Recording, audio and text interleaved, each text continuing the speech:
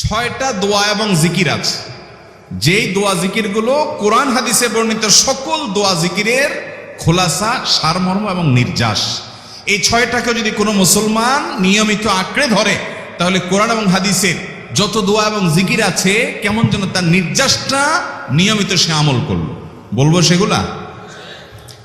এই ছয়টা দোয়া এবং জিকিরের মধ্যে সর্বপ্রথম হলো নবী করিম সাল্লাল্লাহু আলাইহি সাল্লামের প্রতি দুরূদ প্রেরণ করা।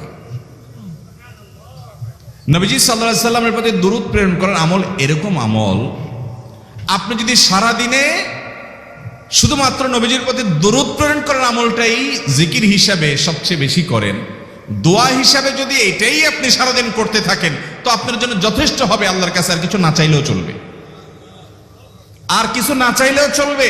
দুরূদ মানে হলো নবীজির জন্য দোয়া করা। ভাই, আল্লাহ তার হাবিবকে রহম করবেন, আপনার আমার দোয়ার দিকে আল্লাহর তাকানোর কোনো ঠেকা আছে? নবীজি কি আমাদের দোয়ার কোনো মুখাপেক্ষী? কিন্তু আমরা তার জন্য দোয়া করলে ওই চান্সে আল্লাহ তাআলা আমাদের প্রতি অনুগ্রহ করবেন। একবার না, আপনি নবীজির প্রতি একবার রহমতের দোয়া করবেন, একবার দুরূদ পাঠ করবেন। মান সাল্লা আলাইয়া মাররাতান সাল্লাল্লাহু আলাইহি আশারা। নবীজি সাল্লাল্লাহু আলাইহি সাল্লাম বলেছেন, একবার আমার জন্য তোমরা দোয়া করলে, আমার প্রতি দুরূদ পাঠ করলে, আল্লাহ তাআলা তোমাদের জীবনে 10 বার 10 জায়গায় 10 টাইমস তোমাদের উপর আল্লাহ তাআলা অনুগ্রহ করবেন। আপনি টেরও পাবেন না কত জায়গায় আল্লাহ অনুগ্রহ করেছেন। আল্লাহ বাঁচাই দিয়েছেন, একটুর জন্য শেষ হয়ে যান নাই। ওই যে দুরূদ পড়ছেন, আল্লাহ তাআলা রক্ষা করছে, আপনি খবরও নাই। আল্লাহ তাআলা আপনার প্রতি বিশাল একটা দান করছে, আপনি লক্ষ্য করেন নাই। ওই যে দুরূদ পড়ছেন একবার, 10 বার রহমত হবে। এভাবে যত দুরূদ পড়বে সে তত রহমত এবং অনুগ্রহ পাবে। এক সাহাবী বলেছেন, ইয়া রাসূলুল্লাহ, আমি আমার দোয়ার কত অংশ আপনার জন্য রিজার্ভ রাখবো? আমি তো আল্লাহর কাছে অনেক কিছু চাইবো, অনেক কিছু নিবেদন করব, আপনার জন্য যেন আল্লাহ রহমত নাজিল করে, এটাই হলো দুরূদ। এই দুরূদটা আমি কি পরিমাণ রাখবো? 4 ভাগের 1 ভাগ, 3 ভাগের 1 ভাগ, অর্ধেক? এরপরে সাহাবী বলছেন, আসলে যদি সবগুলোই করি। উনি এক একটা পার্সেন্টেজ বলছেন, আর নবী করিম সাল্লাল্লাহু আলাইহি সাল্লাম বলছেন যে, তাকে বোঝাচ্ছেন যে আরো বেশি করতে পারলে ভালো হয়। তো সাহাবী বাড়াইতে বাড়াইতে শেষ পর্যন্ত বলেন যে, আমার দোয়া যদি সবগুলো আপনার জন্য করি, আমি যদি আর কোনো দোয়া না করি, শুধু আপনার জন্যই দোয়া করি। নবী করিম সাল্লাল্লাহু আলাইহি সাল্লাম তাকে সুসংবাদ দিলেন যে, তাহলে তোমার আর কোনো সমস্যা থাকবে না, সব সমস্যা দূর হয়ে যাবে, তোমার কোনো পেরেশানি থাকবে না। ভাইরা আমার, দুরূদের আমল এমন একটা আমল যে আপনার জীবনে কোনো বিপদ, কোনো মুসিবত, কোনো পেরেশানি, কোনো সমস্যা দেখা দিয়েছে, আপনি যদি দুরূদ পড়তে থাকেন, কোনো কিছু মনে আসছে না। অনেক সময় ছাত্র জিজ্ঞেস করে, ভাই পরীক্ষার হলে পড়া ভুলে গেছে, কি করবো? আমাকে দুরূদ পড়া শুরু করেন। আরবদেরকে দেখা যায় কোনো কিছু ভুলে গেলে তারা বলে আল্লাহুম্মা সাল্লি আলা মুহাম্মদ, আল্লাহুম্মা সাল্লি আলা মুহাম্মদ, এটা শুরু করে তারা।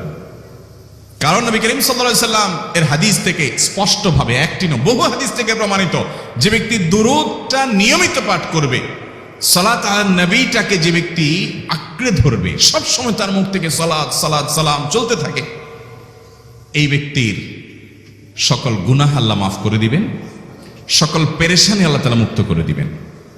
ভাইরা আমার, দুরূদের আমলটা এত গুরুত্বপূর্ণ আমল। এটা আমরা করি এখন, অনেকে আছেন যে আনুষ্ঠানিকতা যখন থাকে দুরূদের, মিলাদের, তখন একটু সালাত আলা নবী যেভাবে করেন।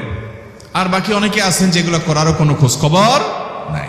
দুরূদ বেশি বেশি করে পাঠ করবো তো ইনশাআল্লাহ। সবচেয়ে শ্রেষ্ঠ দুরূদ, সবচেয়ে উত্তম দুরূদ হলো দুরূদ ইব্রাহিম, যেটা নামাজে পড়েন। আর সবচেয়ে সংক্ষিপ্ত দুরূদ হলো সাল্লাল্লাহু আলাইহি ওয়াসাল্লাম। এছাড়া নবীজির প্রতি দোয়ামূলক যে কোনো দুরূদই আল্লাহর কাছে গ্রহণযোগ্য হতে পারে, যদি দুরূদের অর্থের মধ্যে, কথা বলার মধ্যে খারাপ কিছু না থাকে। দুরূদের নামে অনেকগুলো দুরূদ প্রচলিত আছে বিভিন্ন বই পুস্তকে, অমুক দুরূদ পড়লে অমুক এত নেকি হয়, বা অমুক দুরূদ পড়লে এতবার পড়লে ওই বিপদ দূর হয়। এগুলো কোনো হাদিস নির্দেশিত না, এগুলো হয়তো কারো তাজরিবা, অভিজ্ঞতা নির্ভর। কিন্তু হাদিস নির্দেশিত দুরূদ হলো দুরূদ ইব্রাহিম, আর সবচেয়ে সংক্ষিপ্ত দুরূদ হলো সাল্লাল্লাহু আলাইহি সাল্লাম। অর্থের ভিতরে যদি খারাপ কিছু, শিরকের কিছু না থাকে, নবীকে আবার আল্লাহর পর্যায়ে পৌঁছানোর মতো গুমরাহি যদি না থাকে দুরূদের অর্থের মধ্যে, তাহলে যে কোনো দুরূদই আপনি আল্লাহর কাছে পেশ করতে পারেন। তাহলে 6টা দোয়া হলো কোরআন হাদিসের শত শত সহস্র দোয়ার নির্যাস এবং খোলাসা। তার 1 নম্বর হলো দুরূদের আমল। করবো না বেশি বেশি ইনশাআল্লাহ? আমার জীবনে বহুবার এমন হয়েছে, বহুবার এমন বিপদ যে দেয়ালে পিঠ ঠেকে গেছে, এখান থেকে উদ্ধারের কোনো পথ আর চোখের সামনে দেখা যাচ্ছে না। আমি এই আমলটি, এর পাশাপাশি ইস্তেগফারের আমল যেটা দ্বিতীয় নম্বরে বলবো আমি, এই দুটি আমল কন্টিনিউয়াসলি করে গেছে, হরদম প্রতি নিঃশ্বাসে নিঃশ্বাসে, বাস টয়লেটের টাইম বাদে বাকি ফুল টাইম এটা দুরূদ এবং ইস্তেগফার অব্যাহত রাখছি। আল্লাহ তাআলা এমন ভাবে অলৌকিক ভাবে উদ্ধার করেছেন যে আমার কল্পনায়ও আসে না যে এখান থেকে এভাবে হেল্প হতে পারে। ভাইরা আমার অভিজ্ঞতার 2 পয়সার কোনো মূল্য নাই। আমার অভিজ্ঞতা কি আসলো না আসলো এটাতে কিছু আসে যায় নাই। রহমতুল লিল আলামিন আল্লাহর রাসূল আল্লাহর নবী ওয়াদা করেছেন যে আপনার পেরেশানি দূর হবেই হবে ইনশাআল্লাহ। অতএব দুরূদের আমল বেশি বেশি করবো না ইনশাআল্লাহ। নাম্বার 2, ইস্তেগফার। ইস্তেগফার ইস্তেগফার এটাও বেশি বেশি করতে হবে, দুরূদও বেশি বেশি করতে হবে। দুরূদের ব্যাপারে নবী করিম সাল্লাল্লাহু আলাইহি সাল্লাম এক হাদিসে বলেছেন, আকসিরু আলাইয়া মিনাস সালাতি মিন ইয়াউমিল জুমআতি ওয়া লাইলাতিল জুমআহ। জুমার রাতে আর জুমার দিনে, অর্থাৎ বৃহস্পতিবার দিবাগত রাত আর জুমার দিন শুক্রবার, এই সময়গুলোতে তোমরা আমার প্রতি বেশি বেশি দুরূদ পাঠ করো। এই যে নবীজি বলছেন বেশি বেশি পাঠ করো, তাহলে দুরূদটা বেশি বেশি পাঠ করতে হবে। ঠিক একইভাবে 2 নম্বর যেটা, দ্বিতীয় আমল যেটা ইস্তেগফার, এটাও বেশি বেশি করতে হবে। কারণ ইস্তেগফার সম্পর্কে কোন কোন হাদিসের ভাষ্যের মধ্যে মান লাজিমাল ইস্তেগফার ভাষ্য এসেছে, অর্থাৎ যে ব্যক্তি ইস্তেগফারকে আঁকড়ে ধরবে, এটাকে কন্টিনিউয়াসলি করবে, ইস্তেগফার কখনো ছাড়বে না, সবসময় তার মধ্যে ইস্তেগফার অব্যাহত থাকবে, ওই ব্যক্তিকে আল্লাহ রাব্বুল আলামিন বিভিন্ন পেরেশানি থেকে সারপ্রাইজড হওয়ার মতো এমন এমন পথ বের করে দিবে যে সে চিন্তাও করে নাই। তার পেরেশানি থেকে মুক্তির পথ আল্লাহ তাআলা দেখায় দিবে। ইস্তেগফার কিভাবে করবেন ভাই? ইস্তেগফার এমন একটা আমল, এটা ছাড়া তো আমাদের উপায় নাই ভাই। ইস্তেগফার আমাদের দুনিয়ার পেরেশানি দূর করবে, আখিরাতের পেরেশানি দূর করবে। দুনিয়ার পেরেশানি আমাদের বিপদ আপদ মুসিবত, এগুলো রিজিকের অনটন অভাব এগুলা, আর আখিরাতের পেরেশানি হলো আমাদের পাপ গুনাহ এগুলা। কোরআনে কারিমে আল্লাহ রাব্বুল আলামিন সূরা নূহের মধ্যে আল্লাহ নবী নূহ আলাইহিস সালাম তার সম্পর্কে বলছেন, ফাকুলতুস্তাগফিরু রাব্বাকুম ইন্নাহু কানা গাফফারা ইউরসিলিস সামাআ আলাইকুম মিদরারা ওয়া ইউমদিদুকুম বিআমওয়ালিন ওয়া বানিন ওয়া ইয়াজআল লাকুম জান্নাতিন ওয়া ইয়াজআল লাকুম আনহারা। তিনি বলেন, আমি বলেছি আমার জাতিকে তোমরা ইস্তেগফার করো, আল্লাহর কাছে ইস্তেগফারটা করতে থাকো। রুটি রুজি নাই, চাকরি নাই, ইনকাম নাই, ব্যবসা খারাপ যাচ্ছে, পেরেশানি হচ্ছে, ইস্তেগফার ধরো, কি হবে? ইন্নাহু কানা গাফফারা। যদি ইস্তেগফার করো, 1 নম্বর লাভ হলো আল্লাহ মাফ করে দিবেন গুনাহ। ইউরসিলিস সামাআ আলাইকুম মিদরারা, যাতে ফসল ভালো হয়, রিজিক ভালো হয়, সেই ব্যবস্থা আল্লাহ করবেন।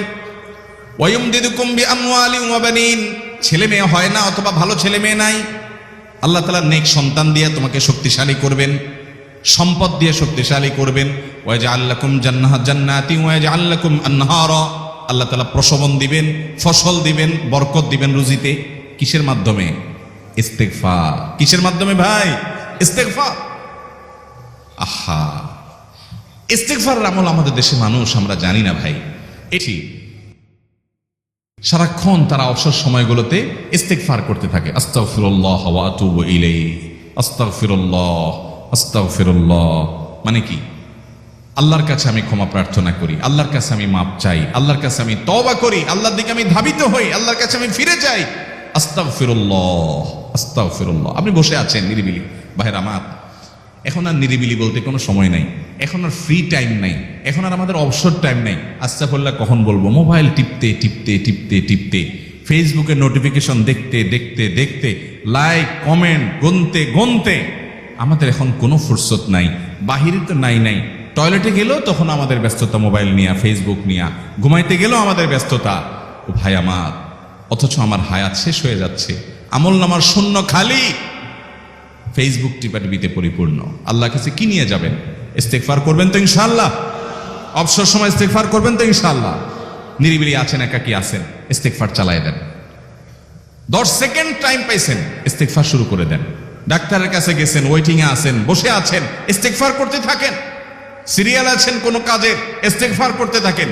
ডিউটিতে যাচ্ছেন, গাড়িতে, বাইসাইকেলে, বাইকে, যে কোনো ভাবে পায়ে হেঁটে ইস্তেগফার করতে থাকেন।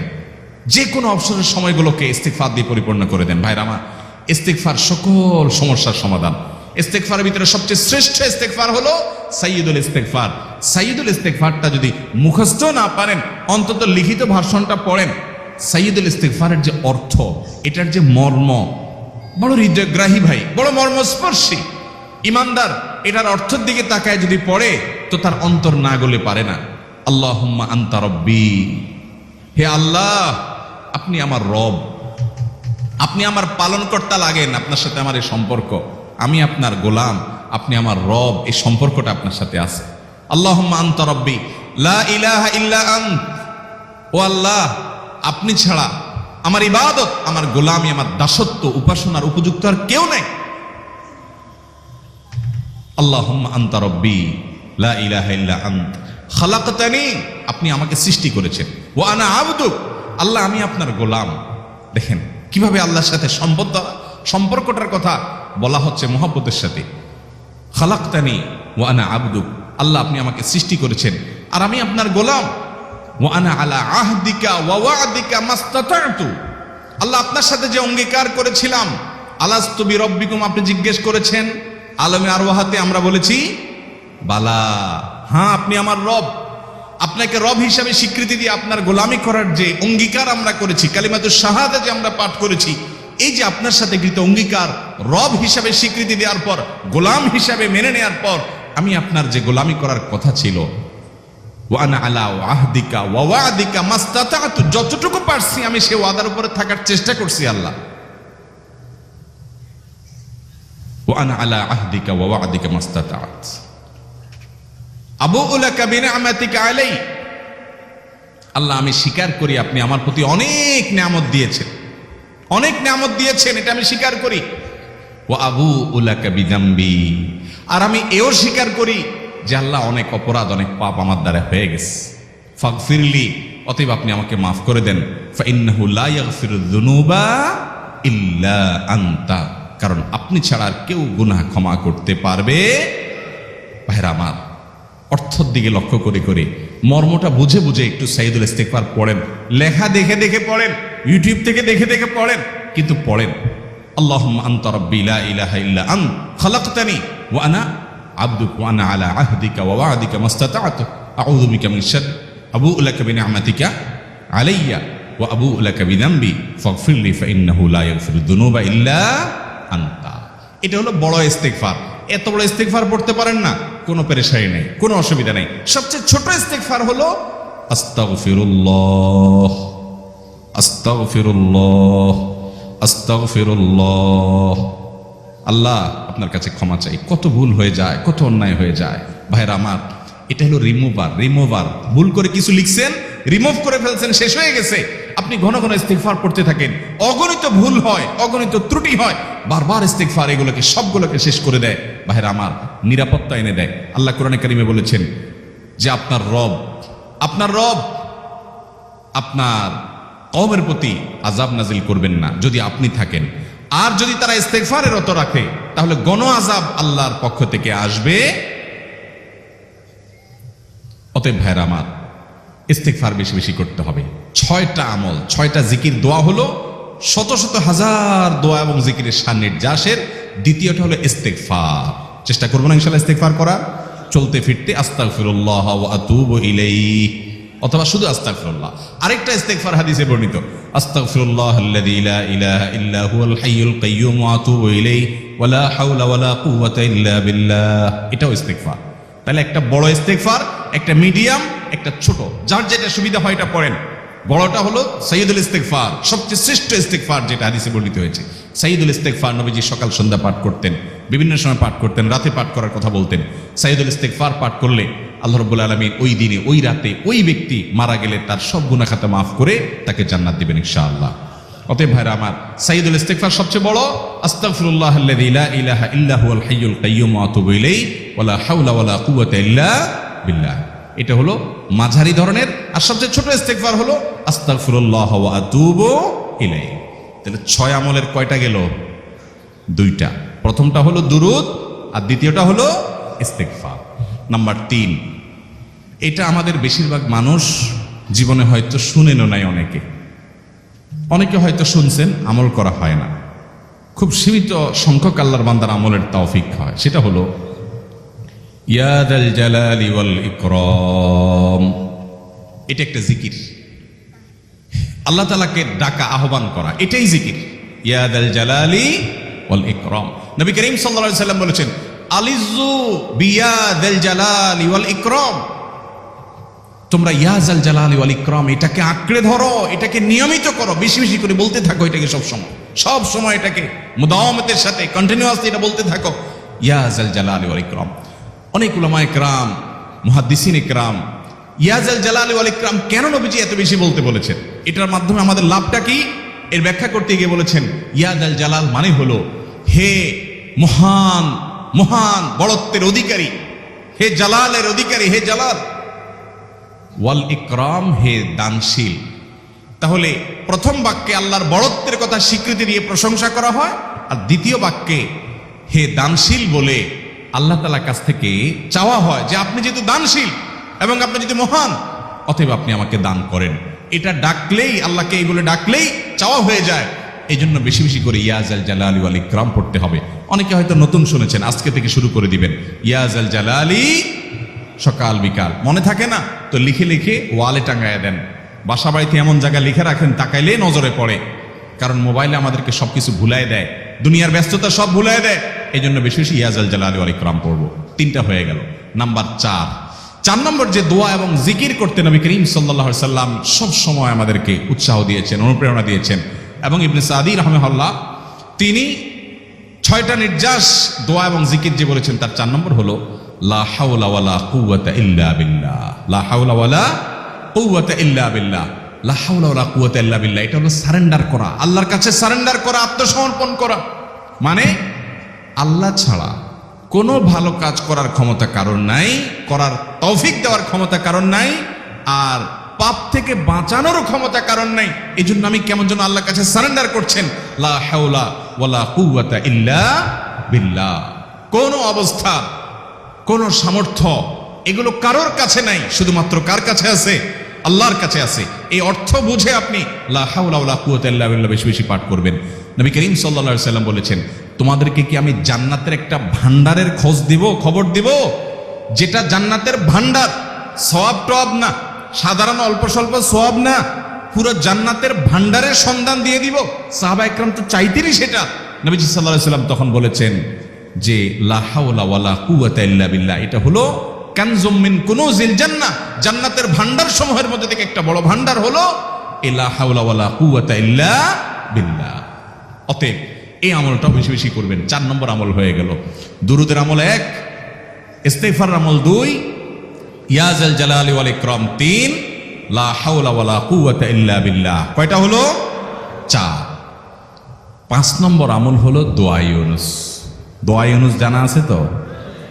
লা ইলাহা ইল্লা আনতা সুবহানাকা ইন্নী কুনতু মিনাজ জালিমিন। ভাইরা আমার, অর্থের দিকে তাকায়া মাঝে মধ্যে মোবাইল টোবাইল সব ফালায় রেখে একটু আল্লাহর সাথে কথা বলবেন, আল্লাহর সাথে একটু কানেক্টেড হওয়ার চেষ্টা করবেন, আল্লাহর সাথে একটু সংযুক্ত হওয়ার চেষ্টা করবেন। ডিসকানেক্টেড তো পুরো লাইফটা কাটাই দিলেন, একটু কানেক্টেড হওয়ার চেষ্টা করেন। প্রতিদিন কিছু সময় বসে একটু জিকির করেন, চলতে ফিরতে একটু আল্লাহকে সময় দেন। আপনি উপকৃত হবেন, আপনার কল্ব জিন্দা হবে, আমল নামা সওয়াবে পরিপূর্ণ হবে। লা ইলাহা ইল্লা আনতা সুবহানাকা ইন্নী কুনতু মিনাজ জালিমিন। অর্থের দিকে তাকান, কত মর্মস্পর্শী। লা ইলাহা ইল্লা আনতা, আল্লাহ আপনি ছাড়া কোনো সত্যিকারের মাহবুদ নাই, উপাস্য নাই। সুবহানাকা, আপনি পবিত্র, আমি আপনার পবিত্রতা জ্ঞাপন করছি। ইন্নী কুনতু মিনাজ জালিমিন, তবে আমি সেসব মানুষদের অন্তর্ভুক্ত যারা নিজের প্রতি নিজে জুলুম করেছে, অবিচার করেছে, অন্যায় করে আমার নিজের পায়ে নিজে কুড়াল মেরেছি বহু। অতএব আপনি আমাদের প্রতি রহম করেন। এই দোয়া পাঠ করে আপনারা সবাই জানেন আল্লাহর একজন নবী, তিনি জীবনের সবচেয়ে কঠিন পরিস্থিতির মুখোমুখি হয়ে এমন বিপদে পড়েছেন যে বিপদ থেকে উদ্ধারের কোনো পথ ছিল না। দুনিয়াবি সকল সিস্টেম বলবে যে সমুদ্রে নিক্ষেপিত হয়ে বিশাল বড় সমুদ্রের প্রাণী মাছের পেটে চলে গেলে সে মানুষ আবার বাঁচে কিভাবে? মুহূর্তের ভিতরে তো মারা যাবে অক্সিজেনের অভাবে। এটাই দুনিয়ার সিস্টেম বলে। আল্লাহ তাআলা অলৌকিক ভাবে, লৌকিক সিস্টেমের ঊর্ধ্বে রেখে আল্লাহ তাআলা তাকে এই বাক্য পাঠ করার কারণে এর মাধ্যমে আল্লাহ তাকে মুক্তি দান করেছে। এবং আল্লাহ তাআলা এই ঘটনা কোরআনে উল্লেখ করার পর একটা সুসংবাদ বলছেন আমাদের সবার জন্য, বিরাট বড় আনন্দের সংবাদ। আল্লাহ বলেছেন ওয়াকাযালিকা নুনজিল মুমিনিন। এই বাক্য পাঠ করার পর ইউনূস আলাইহিস সালামকে শুধু রক্ষা করেছেন আল্লাহ তাই নয়, আল্লাহ বলেছেন একইভাবে তাকে যেরকম রক্ষা করেছি, এই বাক্য যদি কেউ পড়ার মতো পড়ে, হক আদায় করে পড়ে, মনের গভীর থেকে পড়ে, মর্ম উপলব্ধি করে পড়ে, নিয়মিত পড়ে, ওয়াকাযালিকা নুনজিল মুমিনিন, ঈমানদারদেরকে আমি রক্ষা করে দেব। এভাবে আরো শুনবেন, আমাদের প্রিয় নবী সাল্লাল্লাহু আলাইহি ওয়াসাল্লাম বলেছেন, তোমরা আমার ভাই ইউনূস ইবনে মাত্তা যে দোয়া করেছে, ওই দোয়াটাকে তোমরা আঁকড়ে ধরবা, যে কোনো বিপদে আপদে মুসিবতে আল্লাহর কাছে চাইবা। ভাইরা আমার, আমরা বিপদ আপদে পড়লে হুজুরদের কাছে চলে যায় দোয়ার জন্য, অনেকে মাজারে চলে যায়, সেখানে মানত করে, টাকা পয়সা দেয় বিপদ উদ্ধার করার জন্য। কপাল পোড়া জানে না ও কার গোলাম, ও আরশে আজিমের মালিকের গোলাম, তার সাথে ডাইরেক্ট কানেক্টেড হওয়ার সুযোগ আছে, শুধু ইউজ করলেই হয়, সুইচ দিলেই হয়। কপাল পোড়া জানে না, ডানে বামে গিয়ে নিজের আমল বরবাদ করে, ঈমান বরবাদ করে, তাওহীদ নষ্ট করে। ভাইরা আমার, তাহলে যে কোনো সমস্যা ফিল করি অথবা স্বাভাবিক অবস্থাতে দোয়া ইউনূস পাঠ করব, লা ইলাহা ইল্লা আনতা সুবহানাকা ইন্নী কুনতু মিনাজ জালিমিন। ভাইরা আমার, দুনিয়ার মানুষের কাছে আপনি অপরাধী এটা বললে খারাপ লাগে, খারাপ লাগে। আপনি একটা অফিসে চাকরি করেন, দুর্নীতি করে চুরি করে ধরা পড়ছেন, বসের কাছে যে মাপ চাইছেন, স্যার ভুল হয়ে গেছে, আর কখনো করব না, লোভে পড়ে করে ফেলছি, বিপদে পড়ছিলাম, টাকা টানছিল স্যার, আর কোনোদিন করব না, মাফ করে দেন স্যার, চাকরিটা রাখেন স্যার। আপনি মাপ চাইলেন, লজ্জিত হলেন, চোখের পানি ফেললেন, পাও ধরে মাপ চাইলেন, ছোট হলেন। এই ছোট হওয়ার পরে আপনার চাকরি যদি টিকেও যায়, বস যদি আপনাকে মাফ করেও দেন, তারপরেও কি আপনার কাছে ভালো লাগবে? না এত বড় একটা অঘটন ঘটলো, ছোট হলেন, সবার সামনে লজ্জিত হলেন, অনুতপ্ত হলেন, ধরা পড়লেন, মাপ চাইতে হলো, এই জন্য আপনার খারাপ লাগবে না? কিরকম খারাপ লাগা লাগবে? এত খারাপ লাগা লাগে অনেকে সহ্য করতে পারে না, গুনাহের দিকে চলে যায়, আত্মহত্যা পর্যন্ত করে ফেলে, এই বেইজ্জতি সহ্য করতে পারে না। ঠিক না ভাই? ঠিক। মানুষের কাছে মাপ চাইলে, মানুষের কাছে ছোট হলে মানুষের কষ্ট হয়। আহ, অদ্ভুত। আরশে আজিমের মালিকের কাছে সেজদায় পড়ে চোখের পানি ফেলে যদি স্বীকার করেন, ও মালিক, নামাজ পড়ি নাই, বড় জুলুম করেছি, কাবিরা গুনাহ করেছি, ও মালিক, হারাম জিনিস দেখে ফেলেছি, খারাপ জিনিস শুনে ফেলেছি, পাপ করেছি, অপরাধ করেছি মালিক, জাহান্নামের যে বিবরণ হাদিসে আসছে, এটা সহ্য করার ক্ষমতা আমার নাই, আপনি আমাকে মাফ করে দেন। এইভাবে যদি আল্লাহর কাছে একটু চোখের পানি ফেলে দোয়া করেন, একটু দোয়া করে দেখেন, আল্লাহর শপথ করে বলছি, আপনার জীবনে সবচেয়ে আনন্দের মুহূর্ত হবে তখন যেদিন এরকম দোয়া করতে পেরেছেন, চোখের পানি ফেলতে পেরেছেন। দুনিয়ার মানুষের কাছে ছোট হলে মানুষের মনটা সংকীর্ণ হয়, ছোট হয়, মানুষ অপমান বোধ করে, খারাপ লাগে। মালিকের কাছে যদি কেউ মাপ চায়, চোখের পানি ফেলে, ইস্তেগফার করে, ছোট হয়, তাহলে তার অন্তরে আরো আনন্দ অনুভব হয়। সালহাতু সঙ্গে বুদি দিল খরাশ, আজমোদে এক জামানা খাকে বাস। পাথর হয়ে বহুকাল ছিলে ভাই, কিছু কালের জন্য একটু মাটি হও, আসো, একটু মাটি হয়ে দেখো। পাথর হয়ে তুমি যতটা আনন্দিত হয়েছো, পুলকিত হয়েছো, পরিতৃপ্ত হয়েছো, আরশে আজিমের মালিকের শপথ করে বলছি, আল্লাহর কাছে মাটি হয়ে, ছোট হয়ে, তুচ্ছ হয়ে, অপমানিত হয়ে, ক্ষমা চেয়ে, ইস্তেগফার করে তুমি যখন লা ইলাহা ইল্লা আনতা সুবহানাকা ইন্নী কুনতু মিনাজ জালিমিন, নিজে পাপ করেছো এটা স্বীকার যখন করবে, তখন আল্লাহ তাআলা শুধু মাফ করবেন না, তোমাকে ঈমানের স্বাদ দিবেন, তুমি সাথে সাথে অন্তরে সেটা অনুভব করবে। ভাইরা আমার, আল্লাহর দিকে ধাবিত হবে তো ইনশাআল্লাহ? গুনাহের, পাপের, অপরাধের পথ ছেড়ে আসবো তো ইনশাআল্লাহ? লা ইলাহা ইল্লা আনতা সুবহানাকা ইন্নী কুনতু মিনাজ জালিমিন। কোরআন হাদিসের নির্যাসের 5 নম্বর আমল দোয়া ইউনূস। নবীজি সাল্লাল্লাহু আলাইহি সাল্লাম বলেছেন, আমার ভাই ইউনূস আলাইহিস সালাম, তিনি আল্লাহর কাছে এটা পড়ে যেরকম বিপদ থেকে রক্ষা পেয়ে গেছেন, তোমরা আমার ভাই ইউনূস আলাইহিস সালামের দোয়াটা বেশি বেশি পড়বা, ওইটাকে তোমরা আঁকড়ে ধরবা, তোমাদেরকে আল্লাহ তাআলা উদ্ধার করবেন। আল্লাহ কোরআনে ওয়াদা করেছেন, ওয়াকাযালিকা নুনজিল মুমিনিন, এভাবে আমি ইমানদারদেরকে রক্ষা করব। অতএব ভাইরা আমার, বিপদ আপদে ওই মাজারে দৌড় দিবেন না, হুজুরের কাছে দোয়া চান, এটাতে দোষের কিছু নাই, কিন্তু সবকিছুর আগে আপনি নিজে নিজের মালিকের কাছে চান। আমরা অনেকে দোয়া করি না, কেন করি না? আমরা মনে করি যাই রে, আমি এত গুনাহগার মানুষ, আমার দোয়া কবুল হবে, এই জন্য হুজুরের কাছেই শুধু যায়, যে হুজুর যদি কিছু বলে দেয়। আল্লাহর কাছে ডাইরেক্ট চাইলে যে পাওয়া যাবে, এটা অনেক মুসলমান বিশ্বাস করে না, ভালো করে জানে না। ভাইরা আমার, আল্লাহ কোরআনে বলেছেন উদউনি উদউনি আস্তাজিব লাকুম, তোমরা আমার কাছে দোয়া করো, আমি কবুল করব, ওয়াদা করেছেন আল্লাহ তাআলা। আমার রব কি ওয়াদার খেলাফ করে? আমাদের রব ওয়াদার খেলাফ করে? ইন্নাহু লা ইউখলিফুল মিআদ, তিনি ওয়াদার খেলাফ করেন না। তিনি বলেছেন তোমরা দোয়া করো, হালাল বক্ষণ থাকে, যদি হালাল উপার্জন যদি থাকে, শরীরে যদি হারাম যদি না থাকে, শর্ত আদায় করে দোয়া যদি করেন, দোয়া করে আবার হুলস্থুল যদি না করেন, তাড়াহুড়ো যদি না করেন, দোয়া করে আল্লাহর কাছে দরখাস্ত জমা দিয়ে দেন, দুরূদ পাঠ করেন, শর্ত আদায় করে দোয়া করেন, আপনি যত অপরাধী হন, যত গুনাহগার হন, যত পাপিষ্ঠ হন, আল্লাহ আপনার দোয়া কবুল করবে। আচ্ছা ভাই, আমরা যত খারাপ হই, আপনি নামাজ পড়েন না, আপনি ফিল্ম দেখেন, আপনি হারাম জিনিস দেখেন, আপনি অনেক খারাপ কাজ করেন, গালিগালাজ করেন, মানুষের হক মানেন, যত খারাপ আপনি হন, আপনি ইবলিসের চেয়ে বেশি খারাপ হতে পারবেন? ইবলিসের চেয়ে বেশি খারাপ হওয়ার সুযোগ আছে? খারাপের বাপ সে, তার মতো খারাপ তো আপনি চাইলেও হতে পারবেন না, ঠিক না ভাই? ঠিক। আচ্ছা, এই ইবলিস আল্লাহর কাছে দোয়া করছে কখন? এমন সময় যখন আল্লাহ তাকে নির্দেশ করছে সিজদা করো, আদমের সম্মানে। সেই নির্দেশ সে লঙ্ঘন করেছে, ডাইরেক্ট আল্লাহর সামনে সরাসরি লঙ্ঘন, সরাসরি বিদ্রোহ। আপনার সামনে আপনার ছেলে, আপনার কর্মচারী, আপনার কাজের লোক ডাইরেক্ট যদি একটা জিনিস বলে পারবো না, কি পরিমাণ মেজাজ আপনার গরম হবে চিন্তা করেন।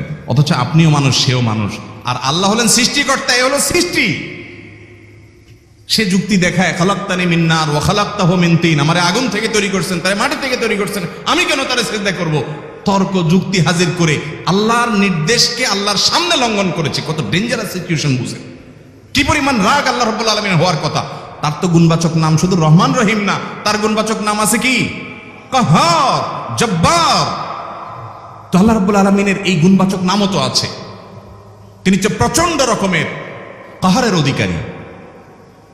তো আল্লাহর সামনে ডাইরেক্ট তার আদেশকে লঙ্ঘন করেছে, হঠকারিতা দেখিয়েছে, অহংকার করেছে, দম্ভ দেখিয়েছে, এত বড় বেয়াদবি করেছে। ওই টাইমে আল্লাহ তাআলা তো রাগ হওয়ার কথা। ওই রাগের সময়, ওই কঠিন সময় ইবলিস যখন আল্লাহ তাকে বললেন যাও ফখরুজ মিনহা ফাইন্নাকা রাজিম, জান্নাত থেকে বের হও, তুমি বিতাড়িত, আল্লাহ রাগ হয়ে তাকে জান্নাত থেকে বের করে দিলেন। ভাইরা আমার, এই রকম সময় পর্যন্ত ইবলিস দোয়া করে বসছে। কি দোয়া করছে? রব্বি আনজিরনি ইলা ইয়াউমি ইউবআসুন, আল্লাহ আমাকে সুযোগ দেন, কিয়ামত পর্যন্ত হায়াতটা দেন আমারে, দোয়া করে বসছে। কিন্তু আল্লাহ তাআলা কি করছেন? আল্লাহ বলছেন তো বড় সাহস তোর, বেটা মাত্র সিজদা করতে বলছেন করলি না, কমবখত, আবার দোয়া করস? আল্লাহ সেটা বলেন নাই। আল্লাহ কি করছেন? ইন্নাকা মিনাল মুনজারিন, যাও তোমাকে সুযোগ দেয়া হলো। সুবহানাল্লাহ। ইবলিস যদি আল্লাহর রাগ হওয়ার মতো সময়ে, ক্রোধ হওয়ার মতো সময়ে আল্লাহর সামনে আল্লাহর সরাসরি অবাধ্য হয়ে আল্লাহ তাকে বের করে দিচ্ছেন বিতাড়িত শয়তানকে, ওই টাইমে যদি দোয়া করার পর ইবলিসের দোয়া কবুল হয়, ও মুসলমান, আপনি আল্লাহর গোলাম হিসাবে নিজেকে স্বীকার করেন, আপনি যত পাপিষ্ঠ হন না কেন, আপনার দোয়া কেন কবুল হবে? আল্লাহর কাছে দোয়া করবো না ইনশাআল্লাহ? ইবলিসই আমাদেরকে বুঝায়, ফুসলায়, তুই কোন মুখে দোয়া করবি আল্লাহর কাছে? তোর নামাজের ঠিক নাই, তোর ইবাদতের ঠিক নাই, এত আকাম কুকাম করস ফেসবুকে, ইউটিউবে, তোর মতো 2 নম্বর একটা মানুষ, কোন মুখে আল্লাহর কাছে দোয়া করবি? থাক, দোয়া করিস না, আমি কেমনে এই মুখ নিয়ে দোয়া করবি? এটা যখন আপনার মনের ভিতরে আসে, তখন বুঝবেন যে মিস্টার ইবলিস অ্যাক্টিভ হয়ে গেছে আপনার শরীরে। কথা কি বুঝাতে পারছি? আল্লাহর কাছে দোয়া করবেন তো ইনশাআল্লাহ? এই 6টা দোয়া জিকিরের 5 নম্বর দোয়া ইউনুস, অর্থ সহকারে বুঝে বুঝে আল্লাহর কাছে চাইবেন এবং দোয়া করবেন। 6 নম্বর হলো সুবহানাল্লাহ, আলহামদুলিল্লাহ, লা ইলাহা ইল্লাল্লাহ, আল্লাহু আকবার। এই বাক্যগুলো দেখবেন ঘুরে ফিরে নবী করিম সাল্লাল্লাহু আলাইহি ওয়াসাল্লাম সারাদিন পড়তেন। 5 ওয়াক্ত নামাজের পরে 33 বার দেখবেন। আবার দেখবেন সকাল সন্ধ্যায় সুবহানাল্লাহি ওয়া বিহামদি 100 বার, সুবহানাল্লাহি ওয়াল হামদুলিল্লাহি আল্লাহু আকবার 100 বার, আবার এগুলো মাঝে মধ্যে 10 বার, রাতের শোয়ার সময় 33 34 বার, বিভিন্ন সময় দেখবেন ঘুরে ফিরে এই সুবহানাল্লাহ, আলহামদুলিল্লাহ, লা ইলাহা ইল্লাল্লাহ, আল্লাহু আকবার, এগুলো একটা মিজানের পাল্লাকে পরিপূর্ণ করে দেয়। কোনোটা আসমান এবং জমিনের মধ্যবর্তী জায়গায় সওয়াব দিয়ে পরিপূর্ণ করে দেয়। এত বেশি ফজিলতপূর্ণ জিকির। এই জন্য পুরো কোরআন হাদিসের দোয়া এবং জিকিরের নির্যাসের শেষ এবং 6 নম্বর হলো বেশি বেশি করে দিন রাত 24 ঘন্টা যখন সুযোগ পাবেন, যেখানে যেখানে হাদিসে যে সংখ্যা বলা আছে ওটাতে করবেনই, ওর বাইরেও বেশি বেশি করে সুবহানাল্লাহ, আলহামদুলিল্লাহ, ওয়া ইলাহা ইল্লাল্লাহ, আল্লাহু আকবার বেশি বেশি করবো না ইনশাআল্লাহ। আবার বলছি, পুরো কোরআন হাদিসের দোয়া এবং জিকিরের নির্যাস 6টির একটি হলো, এটি ইবনে সাঈদী রাহিমাহুল্লাহর গবেষণা, তার গবেষণার আলোকে তিনি এটা পেশ করেছেন। এটি আবার কোন হাদিস থেকে নির্যাস বের করে দেওয়া হয়েছে সে নয়, এটা একজন মুফাসসিরের গবেষণা। তিনি বলেছেন কোরআন হাদিসে যত দোয়া বলা হয়েছে সবগুলোর মর্ম কথা এর মধ্যে চলে আসে। তাছাড়া নবী সাল্লাল্লাহু আলাইহি ওয়াসাল্লাম এবং কোরআনে এইগুলাকে বেশি বেশি করতে বলেছেন। আলিজ্জু, আকসিরু, মান লাজিমা, এই শব্দগুলো ব্যবহার করা হয়েছে, এই জন্য এগুলো বেশি বেশি করে করতে হবে। এই যে শেষেরটা নবী সাল্লাল্লাহু আলাইহি ওয়াসাল্লাম সবসময় বিভিন্ন জায়গায় করতেন। আবারও বলছি, নাম্বার 1 দুরুদ, নাম্বার 2 ইস্তিগফার, নাম্বার 3 ইয়া দাল জালালি ওয়াল ইকরাম, নাম্বার 4 লা হাওলা ওয়ালা কুওয়াতা ইল্লা বিল্লাহ, জান্নাতের ভান্ডার এটা, নাম্বার 5 লা ইলাহা ইল্লা আনতা সুবহানাকা ইন্নী কুনতু মিনাজ জালিমিন, বিপদ না আসলেও স্বাভাবিক অবস্থায় পড়বেন। নাম্বার 6 সুবহানাল্লাহি ওয়াল হামদুলিল্লাহি ওয়া লা ইলাহা ইল্লাল্লাহু আল্লাহু আকবার। নিয়মিত করব তো ইনশাআল্লাহ। আল্লাহ আমাকে আপনাকে আমাদের সবাইকে আমল করার তৌফিক দান করুন, সব সময় জিকিরের মধ্যে থাকার তৌফিক দান করুন। জাযাকুমুল্লাহু খায়রা ওয়া আখিরু দাওয়ানা আলহামদুলিল্লাহি রাব্বিল আলামিন।